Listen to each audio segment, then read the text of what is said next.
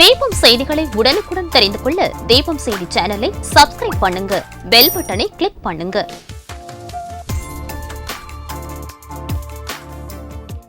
வணக்கம். முக்கிய செய்திகள்.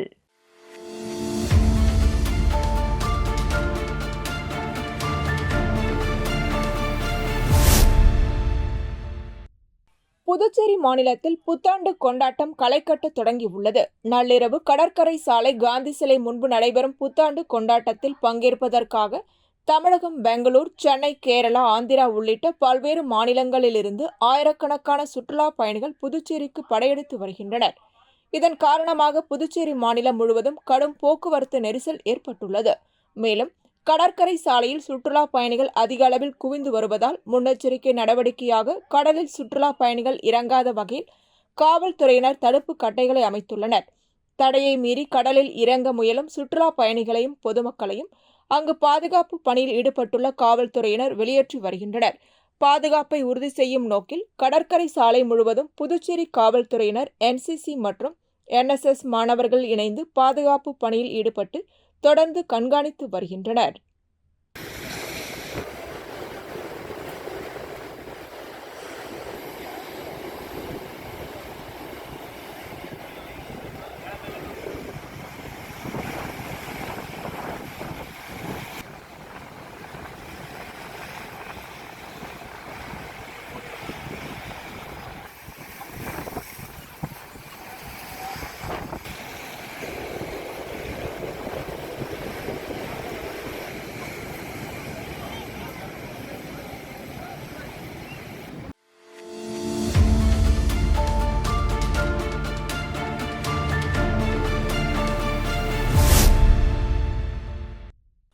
புதுமையான நம்பிக்கைகள், புதிய இலக்குகள், நல்லிணக்கம் நிறைந்த வாழ்வு என ஒவ்வொரு குடும்பத்திலும் சிரிப்பும் சமாதானமும் செழிப்பும் தழைக்க பிறக்கும் 2026ஆம் ஆண்டு புத்தாண்டு அனைவருக்கும் இனிய மாற்றங்களை கொண்டு வரட்டும்.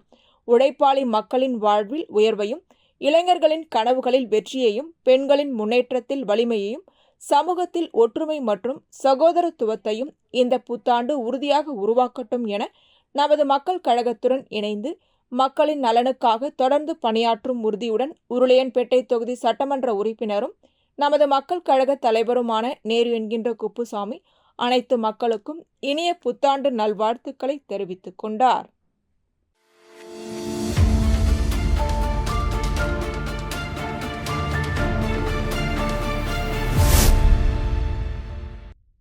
புதுச்சேரி இந்திய தொழில் முனைவோர் மேம்பாட்டு நிறுவனம், புதுச்சேரி தொழில் உயர்வு அபிவிருத்தி மற்றும் முதலீட்டுக் கழகம் இணைந்து விற்பனையாளர்கள் மேம்பாட்டு நிகழ்ச்சி தனியார் உணவகத்தில் நடைபெற்றது. அமைச்சர் நமச்சிவாயம் தலைமை தாங்கி குத்துவிளக்கேற்றி நிகழ்ச்சியை தொடங்கி வைத்தார். புதுச்சேரியில் தொழில் தொடங்குவதற்கான வழிமுறைகளை அரசு எளிமையாக்கி உள்ளது. அதன்படி சிறு குறு தொழில் தொடங்குபவர்கள் 3 ஆண்டுகள் அரசின் எந்தவொரு முன் அனுமதியும் பெறாமல் தொழில் தொடங்கலாம். 3 ஆண்டுகளுக்கு பின் சம்பந்தப்பட்ட அரசு துறையின் அனுமதி பெற வேண்டும் என்ற முடிவை அரசு எடுத்துள்ளது. இதற்கான பணிகள் 90% முடிவடைந்துள்ளது. விரைவில் சட்டமன்றத்தில் தாக்கல் செய்யப்பட்டு சட்டமாக அமல்படுத்தப்படும். புதுச்சேரி அரசு பொறுப்பேற்ற பின் 819 தொழிற்சாலைகள் வந்துள்ளன. இதன் மூலமாக 9500 புதிய வேலைவாய்ப்புகள் உருவாக்கப்பட்டுள்ளன என குறிப்பிட்டார். நிகழ்ச்சியில் இந்திய விமான நிலைய ஆணையம், NLC இந்தியா, ஜிப்மர் உள்ளிட்ட நிறுவனங்களை சேர்ந்த அதிகாரிகள் கலந்து கொண்டு பொருட்கள் மற்றும் விற்பனை செய்யும் முறைகளை விளக்கினர். தொடர்ந்து பொதுத்துறை நிறுவனங்கள் மற்றும் சிறு குறு நிறுவனங்களுக்கு இடையே வாங்குவோர், விற்பனையாளர்கள் நேரடி கலந்துரையாடல் இடம்பெற்றது. நிகழ்ச்சியில் அரசு செயலர் விக்ரந்த் ராஜா, EDII திட்ட மேலாளர் தினேஷ் பாபு, EDII பேராசிரியர் சமித் குமார், பிப்டிக் பொது மேலாளர் ராகினி மற்றும் புதுச்சேரியை சேர்ந்த சிறு குறு நிறுவனங்களை சேர்ந்த 180 பேர் பங்கேற்றனர். நிறைவாக மூத்த திட்ட அலுவலர் விக்னேஷ் நன்றி கூறினார்.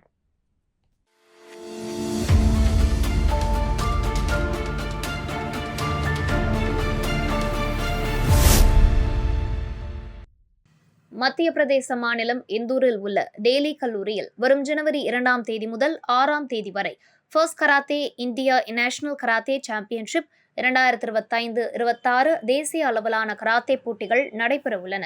இந்த போட்டியில் புதுச்சேரி மாநிலத்தின் சார்பில் பங்கேற்பதற்காக அசோக் கராத்தே அசோசியேஷன் சார்ந்த சுமார் 20க்கும் மேற்பட்ட மாணவ மாணவிகள் இன்று புதுச்சேரி ரயில் நிலையத்திலிருந்து உற்சாகமாக புறப்பட்டனர். இந்துகாசி எக்ஸ்பிரஸ் ரயில் மூலம் புறப்பட்ட மாணவர்களை வழிநடத்தி வாழ்த்தி அனுப்பும் நிகழ்ச்சி புதுச்சேரி ரயில் நிலையத்தில் நடைபெற்றது. இந்நிகழ்வில் போக்குவரத்து தலைமை காவல் ஆய்வாளர் கோகுலகிருஷ்ணன் கலந்து கொண்டு மாணவர்களுக்கு வாழ்த்துக்களை தெரிவித்தார். அதனைத் தொடர்ந்து நிகழ்வில் அசோக் கராத்தே சங்கத்தின் நிர்வாகிகள் மற்றும் முக்கிய பிரமுகர்கள் கலந்து கொண்டனர். அசோக் கராத்தே சங்கத்தின் தலைவர் அசோக், துணைத் தலைவர் அருள், சீதா ஃபவுண்டேஷன் தலைவர் லிலின், பொதுச் செயலாளர் மனோபாலன், பொதுச் செயலாளர் நந்தினி, அசோக் கராத்தே சங்கம் உள்ளிட்டோர் கலந்து கொண்டு வழி அனுப்பி வைத்தனர்.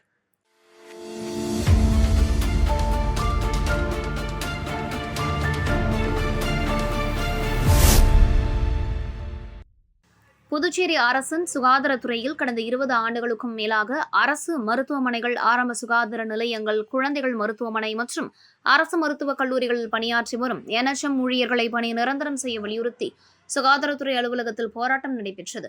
இதனைத் தொடர்ந்து உருளையன்பேட்டை சட்டமன்ற உறுப்பினரும் நமது மக்கள் கழக தலைவருமான நேரு என்கின்ற குப்புசாமி போராட்ட இடத்திற்கு நேரில் சென்று ஊழியர்களை சந்தித்து ஆதரவு தெரிவித்தார். 10 ஆண்டுகள் பணிபுரிந்த அனைவருக்கும் பணி நிரந்தர ஊழியர்களுக்கு இணையான ஊதிய உயர்வு, PCA மற்றும் சீருடைப்படி, உயிரிழப்பிற்கு இன்சூரன்ஸ் உரிமை தொகை, EPF வழங்கல் உள்ளிட்ட கோரிக்கைகள் குறித்து முதல்வர் மற்றும் துறை செயலரை சந்தித்து வலியுறுத்துவதாக அவர் உறுதியளித்தார். மேலும் இது சம்பந்தமாக கடந்த சட்டமன்ற கூட்டத்தொடரிலே சட்டமன்ற உறுப்பினர் நேரு என்கின்ற குப்புசாமி பேசி வலியுறுத்தி உள்ளார் என்பது குறிப்பிடத்தக்கது. இதுவே அவங்க ஆர்ஆர் ஃப்ரேம் பண்ணி குறையிறதுக்கு வருஷத்துக்கு எத்தனை கொடுத்து 50 கூட வச்சு இதுல ரெகுலர் பண்ணிக்கலாம். இங்க டிபார்ட்மெண்ட்டுக்கு போனாதான் இந்த அரசாங்கத்துக்கு சொல்றாங்க சார். ஏலம் 10,000, 12,000, 15,000 ஏலம் விடுறாங்க சார். ஆனா இது வரைக்கும் ₹1 சொசைட்டி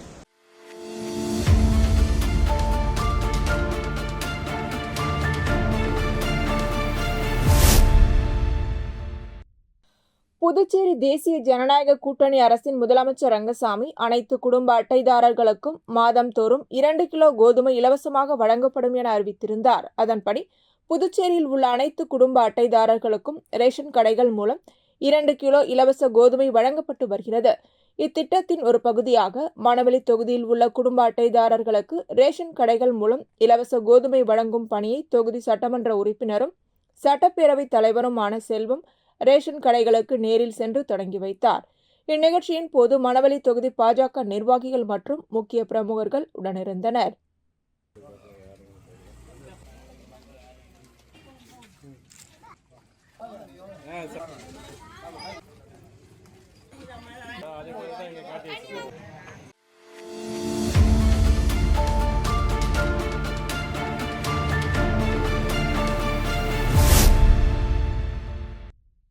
நெட்டப்பாக்கம் தொகுதி மொளப்பாக்கம் கிராமத்தில் ஊரைக்குளம் பகுதியில் 20க்கும் மேற்பட்ட குடும்பங்கள் வசித்து வருகின்றனர்.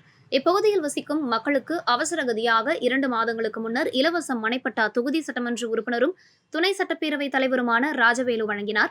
இலவச மனைப்பட்டா வழங்கப்பட்ட இடத்தை கொம்யூன் பஞ்சாயத்து ஆணையர் ரமேஷ் மற்றும் துறை சார்ந்த அதிகாரிகள் இடத்தை பார்வையிட வந்தனர்.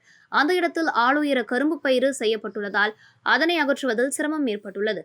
மேற்கொண்டு அந்த இடத்தை அப்பகுதி இளைஞர்கள் விளையாடுவதற்கு இடத்தை ஒதுக்கி தருமாறு சட்டமன்ற உறுப்பினரிடம் கோரிக்கை வைத்துள்ளனர். மடுகரை, முளப்பாக்கம், ஏரிப்பாக்கம், நத்தமேடு, சூரமங்கலம் உள்ளிட்ட கிராமங்களை சார்ந்த பொதுமக்களுக்கு ஏரிப்பாக்கத்தில் இலவச மனைப்பட்டாவை முன்னாள் அதிமுக சட்டமன்ற உறுப்பினர் பெரியசாமி வழங்கியுள்ளார். அந்த பயனாளிகளுக்கு இதுவரை இடத்தை அரசு வழங்காமல் கிடப்பில் போட்டு உள்ளதாகவும் அவர்களுக்கும் பட்டா வழங்க சட்டமன்ற உறுப்பினர் ராஜவேலு எந்தவித நடவடிக்கையும் எடுக்கவில்லை என்ற குற்றச்சாட்டு எழுந்துள்ளது. தற்பொழுது மொளப்பாக்கம் கிராமத்தில் வழங்கப்பட்ட இலவச மனைப்பட்டா விரைவில் கிடைக்குமா என்ற சந்தேகத்தில் பொதுமக்கள் உள்ளனர்.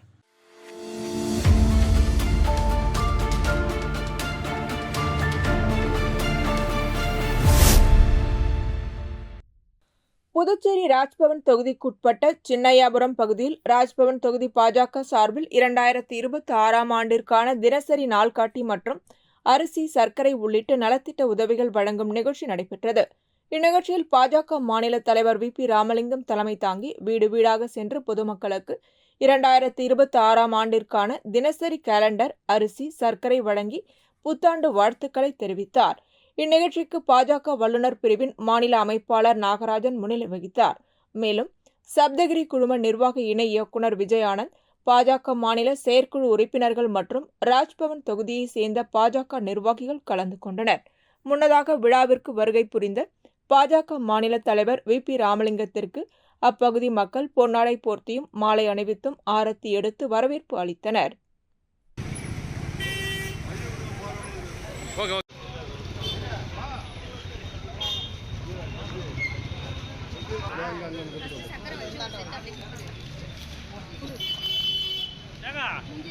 அங்கிருந்து அந்த முனையில இருந்து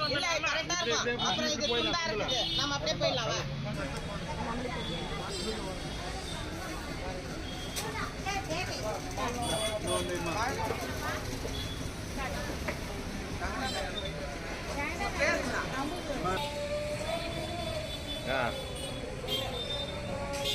ஓகே சந்தில இருக்குது பாரு. அது ஒரு வீரா ரெண்டு வீரா தான் முடிச்சிட்டு.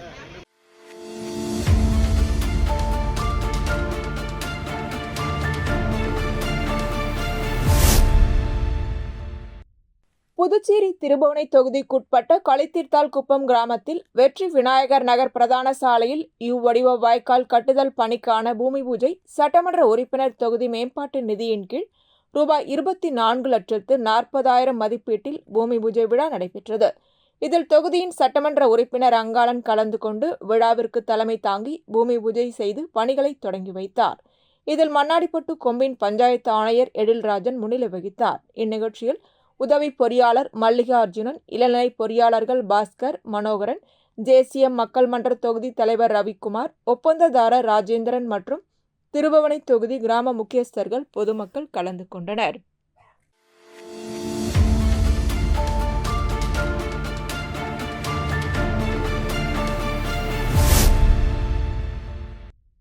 புதுச்சேரி கரையாம்புத்தூர் கிராமத்தில் ஸ்ரீ மணக்குள விநாயகர் பொறியியல் கல்லூரி மாணவர்களால் இயற்கை விவசாய தீர்வுகள் குறித்து புலத்தள விளக்க பயிற்சி நடைபெற்றது. இந்த பயிற்சி மாணவர்களின் ஊரக வேளாண் பணி அனுபவ திட்டம் எனப்படும் நடைமுறை பாடத்தின் ஒரு பகுதியாக நடைபெற்றது.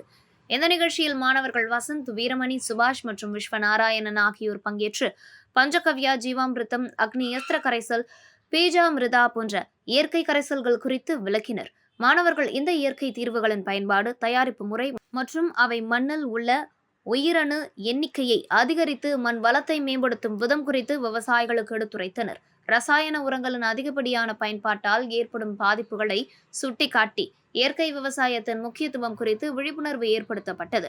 இந்த புலப்பயிற்சியில் கரையாம்புத்தூர் மற்றும் சுற்று வட்டார பகுதிகளை சேர்ந்த பெரிய அளவிலான விவசாயிகளும் இயற்கை விவசாயம் மேற்கொள்ளும் விவசாயிகளும் கலந்து கொண்டு மண்வளத்தை உயர்த்தும் இயற்கை முறைகள் குறித்து பயனுள்ள தகவல்களை பெற்றனர்.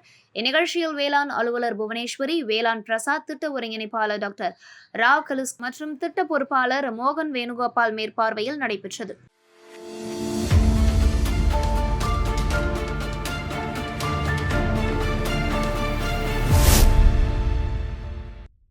கேரள மாநிலம் கண்ணூர் மாவட்டத்தை ஒட்டி புதுச்சேரியின் மாகே பிராந்தியம் அமைந்துள்ளது. இந்நிலையில் மாகே கடற்கரை சாலையில் உடும்பு ஒன்று வழி தவறி சாலைக்கு வந்தது. அப்பொழுது அந்த சாலையில் வாகனங்கள் தொடர்ந்து சென்றதால் உடும்பு சாலையை கடக்க முடியாமல் 2 மணி நேரத்திற்கும் மேலாக தவித்து நின்றது. மாகே பகுதியில் இதுபோன்ற காட்சிகள் அடிக்கடி நிகழ்ந்து வருவதாக பொதுமக்கள் தெரிவிக்கின்றனர். வன உயிரினங்கள் குடியிருப்பு பகுதிகளுக்குள் நுழையும் சம்பவங்கள் அதிகரித்து வரும் நிலையில் உடனடி மீட்பு நடவடிக்கைகள் மேற்கொள்ள மாகே பகுதியில் வனத்துறைக்கென தனி அலுவலகம் அமைத்து நிரந்தர ஊழியர்களை நியமிக்க வேண்டும் என சமூக ஆர்வலர்கள் வலியுறுத்தி வருகின்றனர். வன உயிரினங்களின் பாதுகாப்பையும் பொதுமக்களின் பாதுகாப்பையும் உறுதி செய்ய அதிகாரிகள் உடனடி நடவடிக்கை எடுக்க வேண்டும் எனவும் அவர்கள் கோரிக்கை வைத்துள்ளனர்.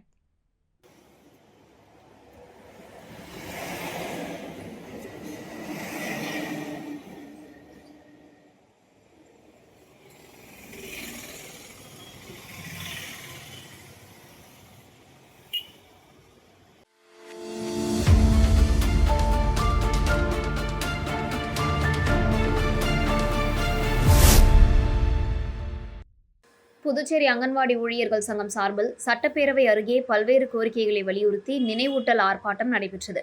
தலைவி ராஜலட்சுமி தலைமையில் நடைபெற்ற இந்த போராட்டத்தில் செயலாளர் தமிழச்சி, பொருளாளர் செல்வராணி, அமைப்பு செயலாளர் லலிதா, சுமதி, சத்யா மற்றும் அரசு ஊழியர் சம்மேளன கௌரவ தலைவர் பிரேமதாசன், செயல் தலைவர் ராதாகிருஷ்ணன், பொதுச் செயலாளர் முனுசாமி, தலைவர் ரவிச்சந்திரன் உள்ளிட்ட நிர்வாகிகள் கலந்து கொண்டனர். 175 ஒப்பந்த அங்கன்வாடி பணியாளர்களுக்கு தொடர்ந்து பணி வழங்கப்படும் என்ற முதல்வரின் அறிவிப்பை உறுதிப்படுத்தும் வகையில் பணி நியமன அறிவிப்பை மாற்றியமைக்க வேண்டும். நீண்டகால கோரிக்கைகளால் உதவியாளர்களுக்கு ஒர்க்கர் பதவி உயர்வு மற்றும் ஒர்க்கர்களுக்கான மேற்பார்வையாளர் பதவி உயர்வு வழங்க வேண்டும். 7வது ஊதியக்குழு பரிந்துரையின் அங்கன்வாடி பணியாளர்களுக்கு அமல்படுத்த வேண்டும். இறந்த அங்கன்வாடி பணியாளர்கள் வாரிசுதாரர்களுக்கு பணி வழங்க வேண்டும் உள்ளிட்ட கோரிக்கைகள் வலியுறுத்தி இந்த போராட்டம் நடைபெற்றது.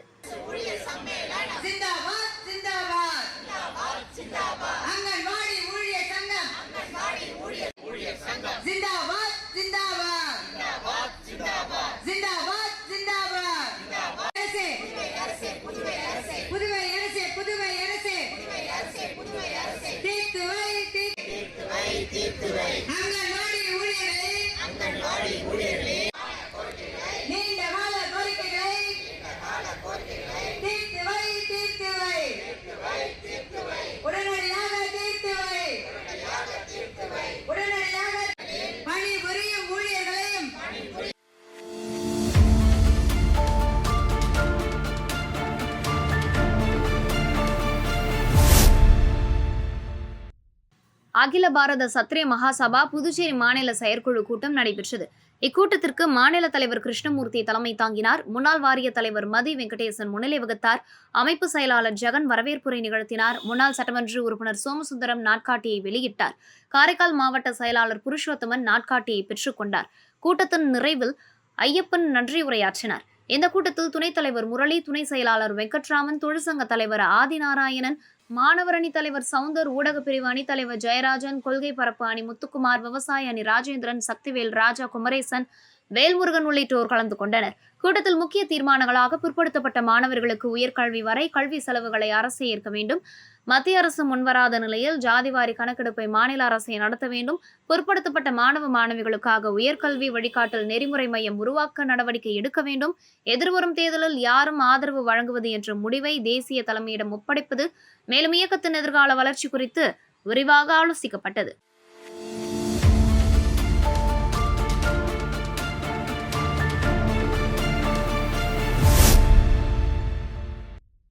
சென்னை சாய்ராம் கல்விக் குழுமத்தின் ஓர் அங்கமான புதுச்சேரியில் இயங்கி வரும் சாய்ராம் வித்யாலயா CBSE பள்ளியில் மாணவர்களின் ஆளுமை திறனை மேம்படுத்தும் நோக்கில் தலைமைத்துவ தினம் கொண்டாடப்பட்டது.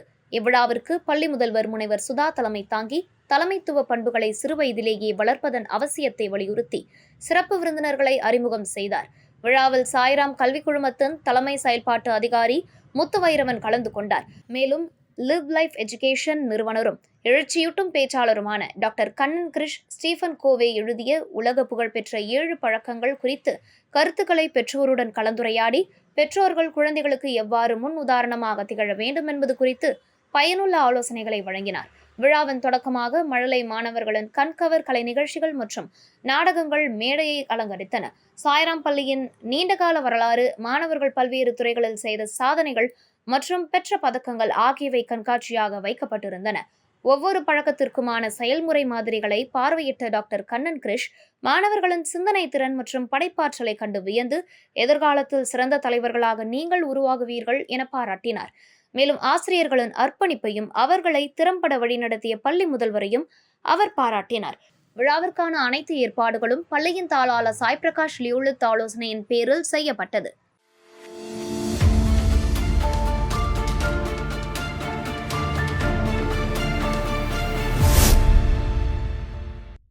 புதுச்சேரியை சேர்ந்த நீர்வண்ண ஓவிய கலைஞரும் கலை ஆர்வலருமான டாக்டர் காயத்ரி தனிப்பட்ட நீர்வண்ண ஓவிய கண்காட்சி பாரம்பரிய அதிர்வுகள் என்ற தலைப்பில் புதுச்சேரி கான்டெம்பரரி ஆர்ட் கேலரியில் நடைபெற்றது.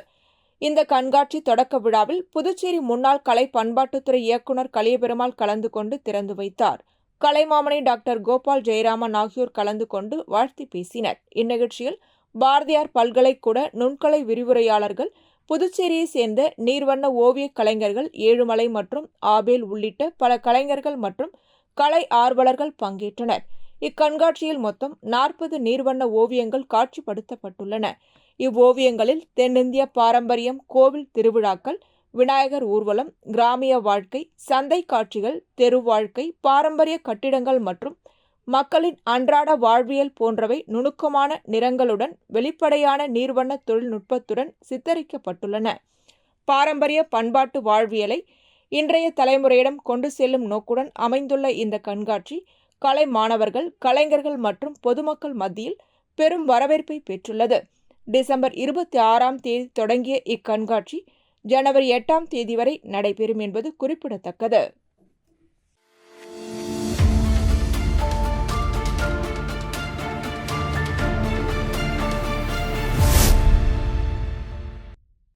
புதுச்சேரி திருபுவனை தொகுதிக்குட்பட்ட களித்தித்தால் குப்பம் கிராமத்தில் திருபுவனை சட்டமன்ற உறுப்பினர் தொகுதி மேம்பாட்டு நிதியின் கீழ் ரூபாய் 46,50,000 மதிப்பீட்டில் சுகுமார் நகர் உட்புற சாலைகள் மற்றும் வெற்றி விநாயகர் நகர் முதல் மற்றும் 2ஆம் குறுக்கு தெரு ஆகியவற்றின் வாய்க்கால்கள் அமைக்கும் பணிக்கான பூமி பூஜை நிகழ்ச்சி நடைபெற்றது.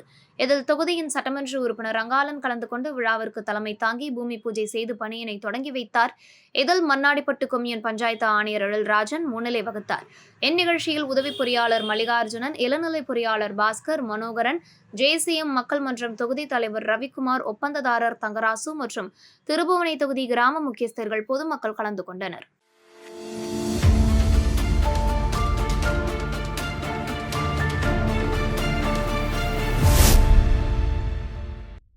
புதுச்சேரி வில்லியனூர் பகுதியில் அமைந்துள்ள கோகிலாம்பிகை உடனுரை திருக்காமேஸ்வரர் திருக்கோவிலில் திருவெண்பாவை திருவிழா எனப்படும் மாணிக்க வாசகர் விழா டிசம்பர் 25ஆம் தேதி தொடங்கி நடைபெற்று வருகிறது.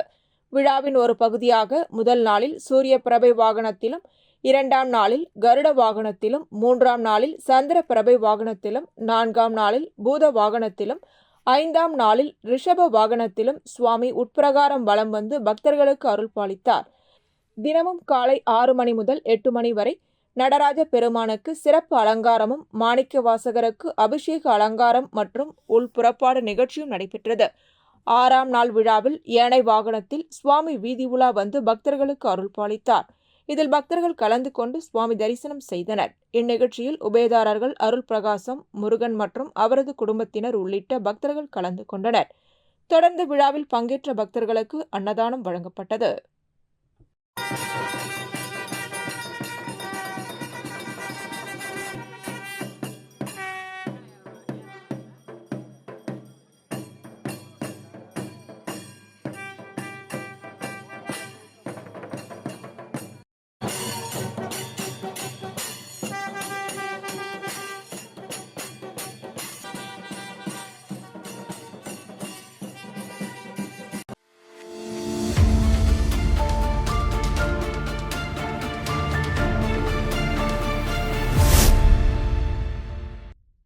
அரியாங்குப்பம் கொம்யூன் பூரணாங்குப்பத்தில் அமைந்துள்ள ஸ்ரீ திரௌபதி அம்மன் ஆலயத்தில் வைகுண்ட ஏகாதசியை முன்னிட்டு சொர்க்கவாசல் திறப்பு நிகழ்ச்சி நடைபெற்றது.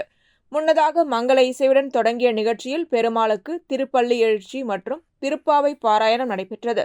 தொடர்ந்து பக்தர்கள் கோவிந்தா கோவிந்தா என கோஷம் எழுப்ப பரமபத வாசல் எனப்படும் வைகுண்ட வாசல் திறக்கப்பட்டு பெருமாளுக்கு அலங்கார தீபம் காண்பிக்கப்பட்டது.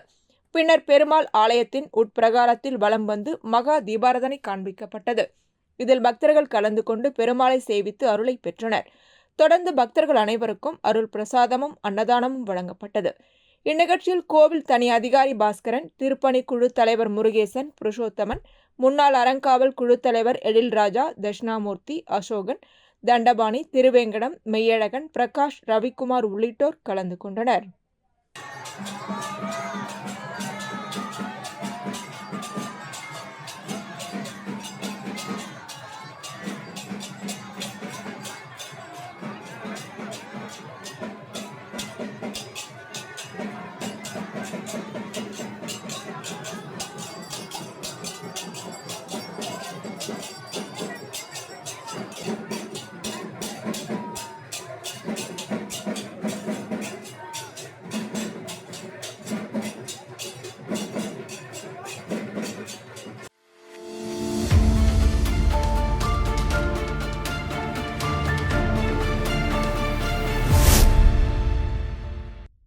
புதுச்சேரி மண்ணாடிப்பட்டு தொகுதிக்குட்பட்ட கூனிச்சம்பட்டு கிராமத்தை சேர்ந்த விநாயகம் என்பவர் கடந்த சில நாட்களுக்கு முன்பு அப்பகுதியில் இருசக்கர வாகனத்தில் சென்றபோது எதிரே வந்த மற்றொரு இருசக்கர வாகனத்துடன் மோதியதில் படுகாயமடைந்தார்.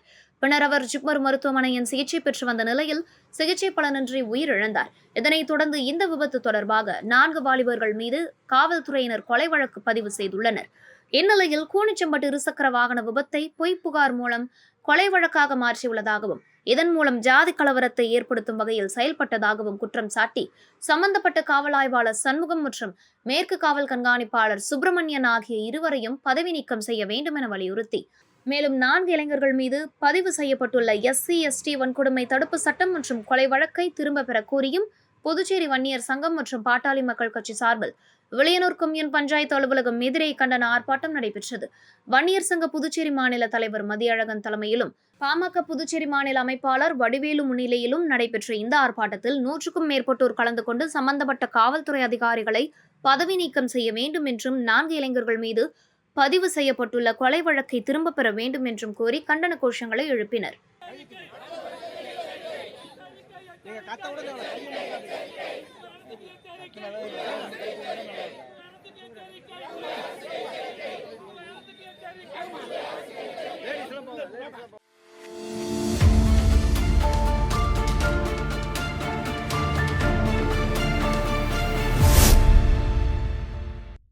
மதிகிருஷ்ணாபுரம் பட்டாபிராமர் ஆலயம் மற்றும் பாகூர் அக்ரகார வீதியில் அமைந்துள்ள ஸ்ரீதேவி பூதேவி சமேத சுயம்பு ஸ்ரீ வரதராஜ பெருமாள் ஆலயம் மற்றும் பாகூர் லட்சுமி நாராயண பெருமாள் ஆலயம் ஆகிய ஆலயங்களில் வைகுண்ட ஏகாதசியை முன்னிட்டு சொர்க்கவாசல் திறப்பு விழா நடைபெற்றது. நிகழ்ச்சி மங்கள இசையுடன் தொடங்கி பெருமாளுக்கு சிறப்பு திருமஞ்சனம் மற்றும் சிறப்பு அலங்காரம் செய்யப்பட்டு திருப்பள்ளி எழுச்சி, திருப்பல்லாண்டு மற்றும் திருப்பாவை பாராயணம் மூலம் சொர்க்கவாசல் திறக்கப்பட்டது. பின் மகா தீபாராதனை நிகழ்ச்சியும் நடைபெற்றது. இதில் பக்தர்கள் கலந்து கொண்டு பெருமானின் அருளை பெற்றனர். நிகழ்ச்சிக்கு பிறகு அனைவருக்கும் அருட்பிரசாதமும் அன்னதானமும் வழங்கப்பட்டது. விழாவிற்கான ஏற்பாடுகளை ஆலய தனி அதிகாரிகள் சின்னசாமி, பச்சையப்பன் மற்றும் நிர்வாகிகள் செய்திருந்தனர்.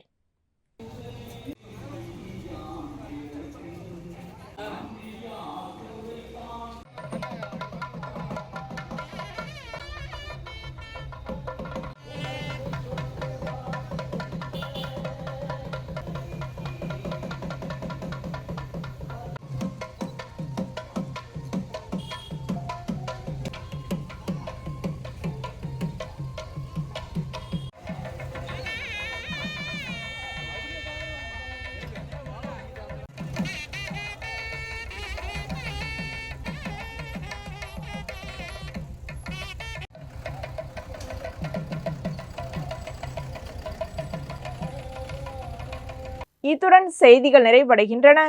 வணக்கம்.